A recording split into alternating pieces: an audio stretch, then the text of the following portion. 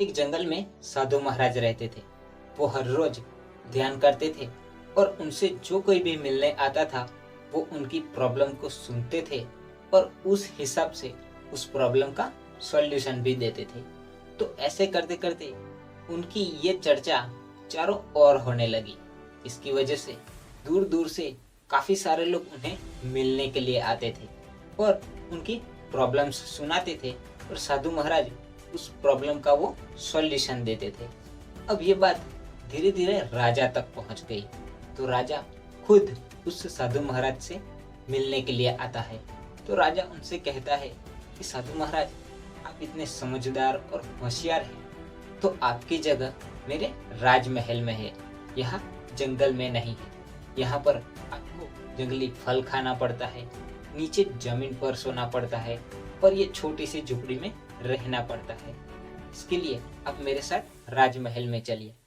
तो साधु महाराज पहले तो उसे मना कर देते हैं, लेकिन वो राजा उनके पैरों में गिर जाता है और किसी भी तरह से उन्हें मना लेता है। अब साधु महाराज राजमहल में जाने के लिए तैयार हो जाते हैं और राजमहल में पहुंच भी जाते हैं। अब राजमहल में जाने के बाद उस साधु महाराज की अच्छे से खातिरदारी होने लगी।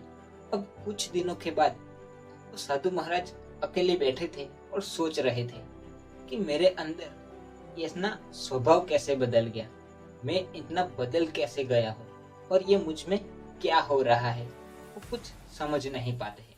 तो वो सोचते हैं कि मुझे यहाँ से भाग जाना चाहिए। तो वो राजमहल में चोरी छुपे भाग जाते हैं और साथ में कुछ कीमती धन भी लेकर भाग जाते हैं, जिसमें रानी के हीरे मोती जवेरात थे। अब उस तरफ राजा को पता चल जाता है कि साधु महाराज चोरी करके भागे हैं। इसके लिए वो उनके पीछे सैनिकों को छोड़ देता है उनको पकड़ने के लिए। इस तरफ जो साधु महाराज थे वो भागते भागते थक जाते हैं। तो एक पेड़ के नीचे वो आराम करते हैं। उन्हें भूख भी बहुत लगी थी। अब उस पेड़ पर से एक फल गिरता है। अब साधु महाराज को भूख लगी थी तो वो बिना सोचे समझे उस फल को खा लेते हैं। उस फल की खासियत ये थी कि जो भी इस फल को खाता वो बीमार पड़ जाता। तो इसकी वजह से साधु महाराज भी बीमार पड़ गए और इतनी उनकी तबीयत खराब हो गई कि वो ठीक से चल भी नहीं पाते थे।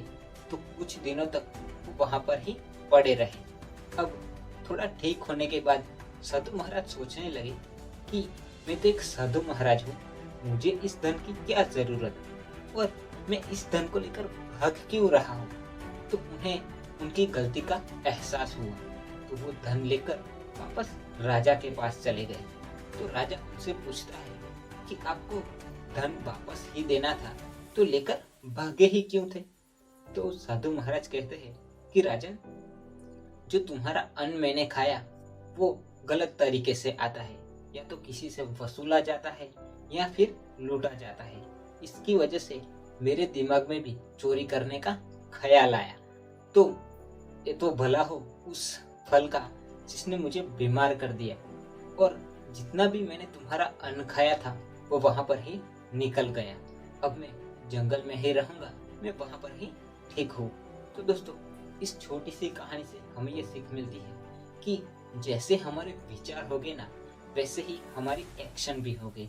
तो हम जो कुछ भी खाते हैं ना, उस हिसाब से हमारे विचार आते हैं और विचार के हिसाब से हमारे एक्शंस होते हैं। तो अगली बार जो कुछ भी खाओ थोड़ा सोच समझ कर खाना कि वो कहाँ से आता है, किसी से जबरदस्ती लिया जाता है या लूटा जाता है या कुछ भी करके वो गलत तरीके से आता है। इसकी वजह से हमारे दिमाग में भी गलत ख्याल आते हैं और हमारे एक्शन भी उसी तरह के होते हैं। दोस्तों, आई होप कि ये वीडियो आपको अच्छा लगा हो और ये कहानी भी आपको अच्छी लगी हो।